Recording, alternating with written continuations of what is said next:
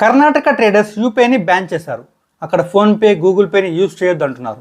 దీనికి reason GST. Joint commissioner of commercial taxes statement ప్రకారం government 6,000 business shop owners కి GST demand notice ని పంపించింది. వాళ్ళకి పంపించిన జీఎస్టీ నోటీస్ ప్రకారం ట్రేడర్స్ ఒక ట్రాన్సాక్షన్ డేటా ప్రకారం పంపించారు. 6,000 బిజినెస్ ఓనర్స్ కి పంపించారు. ఇలా పంపించడానికి రీజన్ యూపీఐ లో ఇన్కమ్ మిస్ మ్యాచ్ అవ్వటం. అంటే ఒక బిజినెస్ ఒక షాప్ కి మంత్లీ 50,000 వస్తే ఆ 50,000 లో వాళ్ళకి వచ్చిన ప్రాఫిట్ తో కలిపి వాళ్ళు ఇంత % జీఎస్టీ కట్టాలి. ఇది రెగ్యులర్ గా జరిగే ప్రాసెసే. కానీ అక్కడ ఒక మిస్ మ్యాచ్ అయింది. వీళ్ళు పర్సనల్ గా యూజ్ చేసిన ట్రాన్సాక్షన్ డేటాను కూడా బేస్ చేసుకొని గవర్నమెంట్ జీఎస్టీ పంపించింది. యూపీఐ లో పర్సనల్, ఫ్యామిలీ పేమెంట్స్ కూడా ఉంటాయి, ఫ్యామిలీ ట్రాన్సాక్షన్స్ కూడా ఉంటాయి. దాన్ని మీరు బిజినెస్ టర్న్ ఓవర్ గా ఎలా చూస్తారని అంటున్నారు. వాళ్ళు పర్సనల్ గా కట్టుకునే బిల్స్ చాలా ఉంటాయి. అందుకే యూపీఐని బాయ్కాట్ చేద్దాం అంటున్నారు. దీనికి గవర్నమెంట్ కూడా ఒక క్లారిఫికేషన్ ఇచ్చింది. మీరా పండిత్ గారు చెప్పిన ప్రకారం వాళ్ళకి పంపించిన నోటీసులలో ఆ ట్రాన్సాక్షన్ డేటాని బేస్ చేసుకునే పంపించారు.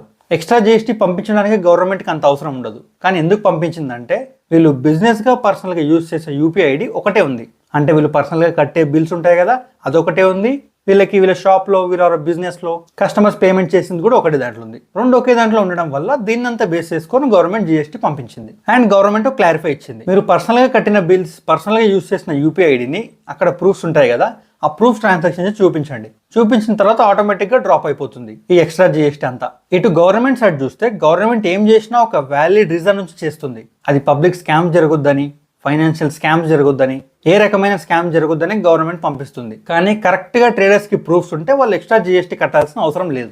ఇటు ట్రేడర్స్ ఆలోచన చూస్తే మేము ఫ్యామిలీ పరంగా వాడిన ట్రాన్సాక్షన్ డేటాని జీఎస్టీగా ఎలా మారుస్తారు, ట్యాక్స్ ఎలా వేస్తారు అని అంటున్నారు. ట్రేడర్స్ అందరం అనేది కరెక్టే, కానీ వాళ్ళ యూపీఐ ఐడిలో పర్సనల్గా, బిజినెస్గా సపరేట్ యూపీఐ ఐడీస్ ఉండాలి. వీళ్ళు నార్మల్గా బిల్స్ చేయడానికి సపరేట్ యూపీఐ ఉండాలి. వాళ్ళ కస్టమర్స్ పేమెంట్ చేసేది సపరేట్ యూపీఐ ఉండాలి. అప్పుడు ఏ ప్రాబ్లం అవ్వదు కదా. యూపీఐతో వేరే ఏ రకమైన స్కామ్ జరగొద్దని గవర్నమెంట్ జీఎస్టీ పంపిస్తుంది. గవర్నమెంట్ జాగ్రత్తలు ఉంది, మనం కూడా జాగ్రత్తలు ఉండాలి.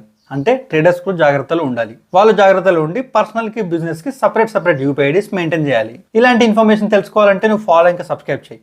మంచి వీడియోస్ తీసుకొస్తూనే ఉంటా.